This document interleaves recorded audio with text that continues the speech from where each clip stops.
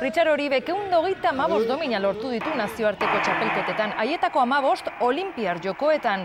Azkena atzo, Oribek 38 urte ditu eta probako irabazleak Gustavo Sánchez, mexikarrak 18. Pentsa, 20 urte gazteagoa den igerilari bat izan da, Oriberi irabazteko gai izan den bakarra.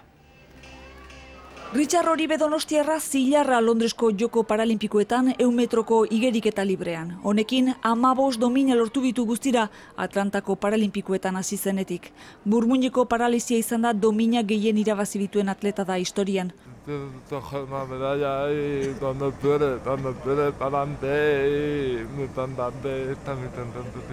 ¿Y el entrenador también contento con la medalla? Por supuesto, contentísimo. En estos sextos Juegos Paralímpicos suyos, la marca que hizo ayer en 100 libre es la mejor que ha hecho a lo largo de toda su carrera paralímpica.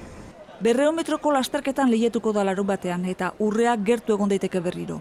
Masa oso ona, eta gainera jakinean faltatzen dela beste proba bat, 200 metrokoa, eta han bebai neko aukera aukiko ditzu beste, ez. Pentsatzen dut, Ander Romanate baita ere oso ondo indabela bere lana, oso gaztea da, 18 urte ditu bakarrik, eta diploma batetara dago, ez. Niretzat gauza berri bazan, eta gero emaitzak oso onak izan direnez, azkenean oso gustora.